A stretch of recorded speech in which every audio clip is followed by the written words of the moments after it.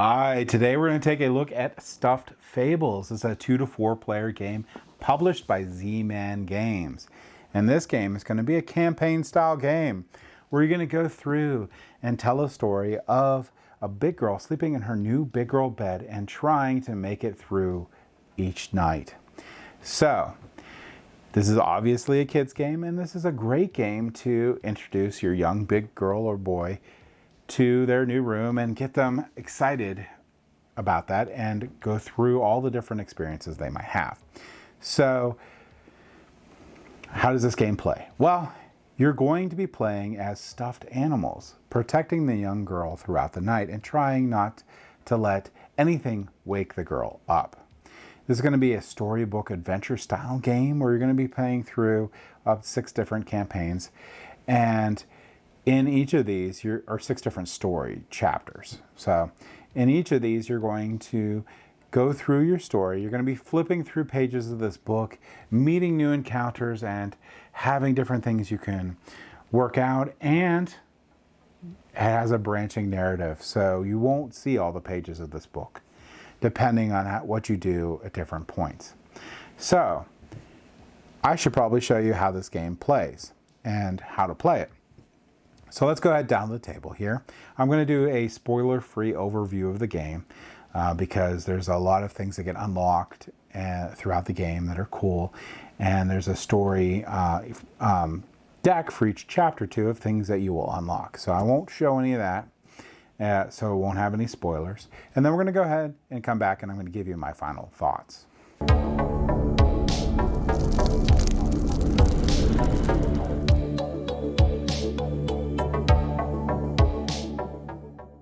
Okay, so this is a game of Stuffed Fables. In a game of Stuffed Fables, you're going to be going through this story book. I'm not going to be reading anything out of here because I'm not going to be spoiling anything, but you're basically going to read the story here and progress onto a page where you're going to spawn all your stuffies and minions and do different things throughout the game. So, how do you set this game up? Well, you set this game up by basically putting all these elements out, shuffling the item deck, shuffling this sort of encounter deck. This storybook deck you leave completely alone. Do not shuffle this, do not look at it. At different points you're going to be going through this and unlocking new cool things. Another note is, it'll tell you immediately that you're not going to get the Piggy or Lionel characters. These ones you'll unlock throughout the game. You put them back in the box for now. Along with their really cool detailed miniatures. Everyone's then going to pick a character and get that miniature. So there's 4 characters to pick from. I have Flops out here, but then you also have Stitch, Lumpy, and Theodora. Now, each of these will have a static ability. So this one has Versatile. Once per turn, when taking a turn with Theodora, you may swap one of your attribute dice for an attribute die in the discard pool. So that's pretty important. And also every character starts with 5 stuffing. So after you get your little character here, you're going to place your 5 stuffing on there, place your character on your board here. In this case, I have Flops, so I'll place the Flops character on here. You will then put out all of your different resources that you can have in the game. All your little minion figures will go out here.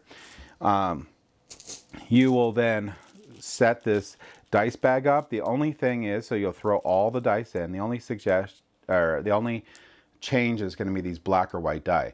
The black or white die, basically what you're going to do is you're going to have black die and white die equal to the number of players plus 1 and throw them in the bag. The remainder goes back into the box itself. So what else do you need to do? You need to create this sleep deck. So what you're going to do is you're going to search through the sleep deck and you're going to go into waking. If you ever hit this waking, it's over. Your session or whatever immediately ends. You're going to take a waking and 2 sleeping cards, shuffle them together, put them down on the bottom, and then take the rest, shuffle them, and put them on the top. So you don't know which one of the 3 bottom cards is going to end it for you. And at different points in the game, you'll be flipping these cards over and risking ending your scenario and waking up the child, because the whole goal here is these stuffies here are protecting the child from these evil minions that lurk underneath the bed. So if the child wakes, then you have failed.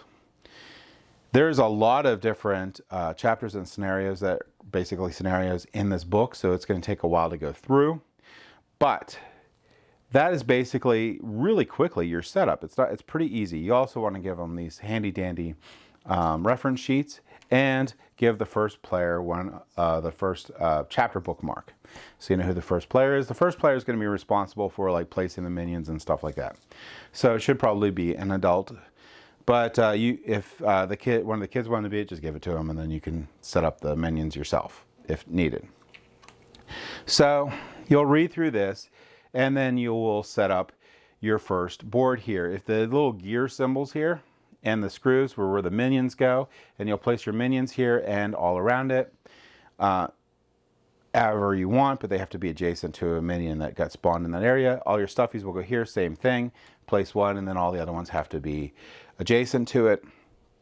Now, there's two different ways minions get set up, and they'll tell you in the chapters. You could do random, where you get so many random ones from the deck, and get all those little miniature figures and place them on them, and you're ready to go. Or for the first couple ones, they're definitely going to be ones where they're going to tell you which minions you have. So you're going to get the minions, and then the minions themselves here, they have little symbols here, or shapes, sorry. And there's going to be a lot of times a leader minion, and there's like this one has round, this one has a square, and you're going to find the ones that have those matching bases. So this one had a square, this one had a round, and that's how you're going to be able to tell the difference between the minions and the cards themselves when you place them out on this board here. So what do?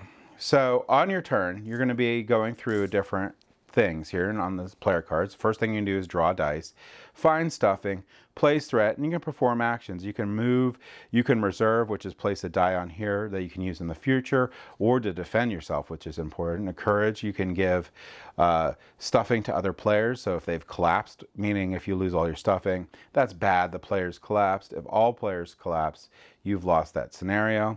You can do skill tests, you can do group tasks, you can attack, and you can search. Okay, so also you'll discard your dice at the end and you will check threat. So here's what the dice do. So if it's a red die, it's going to be used for attack. If it's green, it's going to be used for range attack. If it's yellow, it's going to be used for search. If it's blue, it's basically going to be used for movement. And if it's purple, it could be anything. Now you could use any color die for movement that you want, and you can move the value rolled. So the only movement restrictions, well, there's several movement restrictions. You can't move through minions and stuff like that. But in general, the one you need to know is if you have these bordered lines in here, like green, you have to use a green die to get onto that bed or off the bed. So that you'll have to keep in mind. All right, so let's say we start our turn here. I'm going to draw 5 die. So these dice here, we're going to roll them, and we can use them throughout the game. If I have this white die, which wasn't on that little sheet there, you could use this for movement, or if it's higher than the number of stuffing you have, you can gain another stuffing, so I can expend that die for it. And you will be spending these dice for the action. So like I said, here, this one will let me do a melee attack. So if I'm here, and let's say this one's here, I can use this die to do a melee attack against the minion. And if I have a number greater than its defense, here greater than or equal to its defense, I can defeat that minion. The ranged attacks on here, I can be a certain distance away, and I can use the green die for that. Now, the ranged attacks, you're generally going to get items at different points, and these items will let you do the ranged attacks, and they also will get you a bump up. So like here, I can use the pop gun. It'll give me +2 on my attack. And when performing a ranged attack, you can add 2 green dice to the result, which is cool. So these items will be coming in handy. And in general, if you see a little button icon on the board, which I don't have any on here, you can purchase these using buttons, 1 button per item. to gain them throughout the game, and you get given some to start. Other points that you could do is you can search. So if I move off here, so I could use this attack die to search. I can use this purple die for anything. Searching, you'll see the search icon up here. I have to have that number or greater to be able to search, and I can go through the item deck there. Sometimes there's specific types of searches that I have to do. Also, if you see this little icon here, looks like someone talking, you can get an event. These event cards are pretty cool. Like here is Swap for Chop. You have a situation in italics here. You meet a frustrated martial arts action figure with its arms and legs backwards. "I am a laughing stock," he complained. Now, if you're doing this, I recommend an adult reads these and let the kid make a choice without telling the bottom parts on there, because I think it's more fun, but that's up to you. Choice, do you take time to swap his arms and legs, or do you giggle and tell him to turn his head around? So, if you tell him to swap, reveal a sleep card, which is going to be here, which is bad. But you get to keep this card for a little moral support. You're immune from the scared status card, which is really cool. So this basically makes you completely immune to status. If you giggle, "Karate chop to my feelings," he moaned. Then he walks away embarrassed, and you get nothing. So you have like little encounters that you can get throughout the game. Again, I don't know if I mentioned it yet, but you have the story deck that you'll be going through. Don't look at this deck. It'll tell you when to start taking a look through this. This will give you new items. You'll unlock those characters that you saw at the beginning that at a certain point, and you'll get cool things that you get to use for each of the stuffies that you have out. So other things that you can do is you can see where these little eyeballs are. If you go there, you can read those sections of the book there and see what happens. So there's sort of like little events in the game itself. Other things I didn't mention here, if you would get a black die. So if I get a black die on my roll.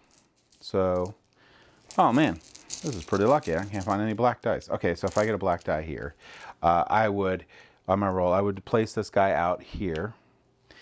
And once I have black die equal to or greater than the number of minions I have, the minions fire. So as time goes by, if you're eliminating minions, it'll be easier and easier for them to trigger. These minions here will spend the die at the end of your turn. They'll trigger. They'll spend their die, and they'll do their thing. So if it's 1 to 5, this one will rush. It'll move up to 6 spaces to get to one of the stuffies. It has a ranged attack of 1 and a regular attack of 4. Cry for help. It doesn't move, but it has a ranged attack of 1 and a regular melee attack of 4. But it also has this special event that happens. In this one, it will summon more crawlies. So that gets into the bank die. You can use the bank die to defend against the minion attack. You will basically roll this, and let's say it's an attack of 4 and you rolled a 2, you would lose 2 stuffing. If you ever run out of stuffing, you're exhausted and lay down, you can spend your whole turn to try to get more stuffing, or you can have a friend, which is better, come over and give you stuffing to set you back up. So that's basically really quickly how the minions work and when they trigger. But you're going to be, like I said, going through and exploring these. There's a little time limit on the game here based on these and the health of your stuffies. So some of your turns you may want to be like building up your stuffing. But once you're done with your turn, whatever's left goes back in the bag. The black dice stay on their track, and then you continue on. So really quick, in a nutshell, that's a general idea of how Stuffed Fables plays. I was just going through this really quick. This is a really high overview of the game. There's a couple of nuancy things that you need to know for it, but in general, that's the idea. I don't want to read any of these because I don't want to give any spoilers away. But like I said, in general, that is Stuffed Fables. So let's go back up to the table here, and I'll give you my final thoughts on this game. Okay, I really like Stuffed Fables. I'm having a blast playing this with my 2 youngest daughters. The component qualities in this game is phenomenal. The story is fun and engaging. When I read it to my kids, they love it. I love all the different decisions they can make throughout the game. I love all the different interactions they can have throughout the game. Like they didn't go and use, there was an opportunity to grab a wheelbarrow, and they didn't do that. They tried to make it to the train and didn't make it, and a different narrative occurred, a different place they had to walk through. I really like that. So next time, if they already said they wanted to redo that later on, it would be a different story. Get a different event would occur if they got that wheelbarrow. A different event would occur, a different location they would have went to if they would have made the train. So I'm excited to see how that's different in the game. Just really, really great game. And there's like, what is it, say like 60 to 90 minutes. That's 60 to 90 minutes per story. And I think some of them might go a little over that, maybe. Well, I mean, some of it's, I'm playing with my kids, so I try to help them make their own decisions and just, if they ask questions. So that might slow it down a little bit, but there's a lot of hours in this game for 6 stories. So you're going to get a lot out of this, and it does have some replayability. But even if you finish this up and you're like, oh, done, there's an expansion for it called Oh Brother. And Oh Brother is the boy brother is old enough to get his big boy bed, and you go through the same thing with him. So if you're looking for a family game and you have younger kids, this might be a great game for you. I think that it's a lot of fun, even if they're beyond that theme of big girl trying to get used to having their big girl bed and being all alone at night. It's still really fun with the stuffed animals and the adventures that go through in this game. So I highly recommend checking out this game if you have some young kids you want to play with, and that is Stuffed Fables. Thank you for watching.